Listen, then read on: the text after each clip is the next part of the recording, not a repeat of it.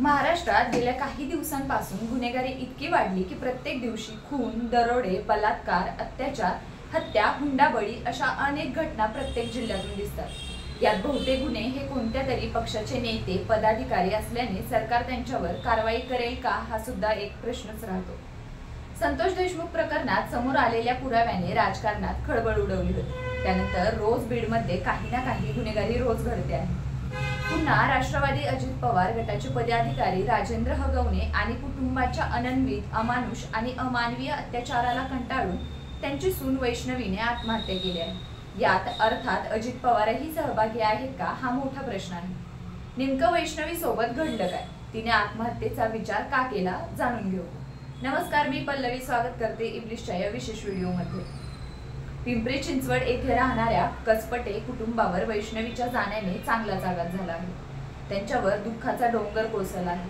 अवघ्या 25 वर्षांची वैष्णवी जगण्याची उमेद असणारी आणि डोळ्यात अनेक स्वप्न रंगवून प्रेमविवाह केलेली निष्पाप पोर अवघ्या 25व्या वर्षी प्रेमविवाह करूनही हुंडाबळी ठरतो हे राज्याचा तथाकथित सुसंस्कृतपणा उघडा पाडणारा आणि सभ्य राजकारणी असणारे अजित पवारांचे हात गुन्हेगारांनी बरबटलेले आहेत असे प्रश्न विचारणारा ठरतो। आज तिच्या आत्महत्येला 6 दिवस झाले तरी आरोपी फरार आहेत, त्यामुळे त्यांना राजकीय संरक्षण आहे का हा सुद्धा प्रश्नच आहे। पुण्याच्या मुळशी तालुक्यातील राष्ट्रवादी काँग्रेसचे पदाधिकारी राजेंद्र हगवणे, वैष्णवीचे सासरे, त्यांच्या विरोधात गंभीर आरोप असूनही अजून त्यांच्यावर कोणतीच कठोर कारवाई झाली नाही। खरं तर वैष्णवीच्या आत्महत्येचा हा काही पहिलाच प्रयत्न नव्हता। नोव्हेंबर 2023 मध्ये तिने सासरच्या मानसिक छळाला कंटाळून औषध घेऊन आत्महत्येचा प्रयत्न केला होता। रुग्णालयात ती मृत्यूशी झुंज देत असताना तिच्या सासरकडून कोणीही तिला पाहायला आले नाही।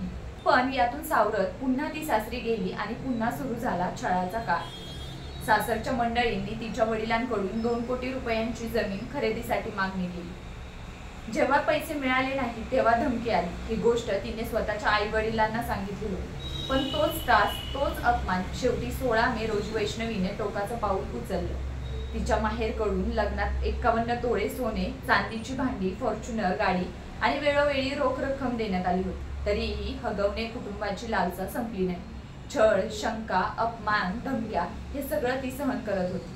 फक्त वैष्णवीच नाही, त्यांच्या मोठ्या सुनेनेही नोव्हेंबर 2024 मध्ये राजेंद्र हगवणे, सासू लता, दीर आणि ननंद यांच्या विरुद्ध पौड पोलीस स्टेशन मध्ये तक्रार दाखल केली, पण राजकीय हस्तक्षेपामुळे ती तक्रार दबवण्यात आली। सध्या केवळ तिचा पती शशांक, सासू लता आणि ननंद करिश्मा यांना अटक झाली आहे, पण मुख्य सूत्रधार सासरे राजेंद्र हगवणे आणि दीर सुशील हगवणे अद्याप फरार। या प्रकरणाचा सखोल तपास व्हायलाच हवा। राजकीय दबाव बाजूला ठेवून सर्व दोषींवर कठोर कारवाई झाली पाहिजे। वैष्णवी गेली, पण तिच्या आत्महत्येमागचं खऱ्या गुन्हेगारांचं सत्य बाहेर येणं गरजेचं आहे। हा लढा आहे एका मुलीच्या आत्मसन्मानाचा आणि आपल्या न्यायव्यवस्थेच्या जबाबदारीचा। प्रेमविवाह करताना मुलींनी किती डोळसपणे पाहिलं पाहिजे याची जाणीव करून देणारी वैष्णवीची आत्महत्या ठरली।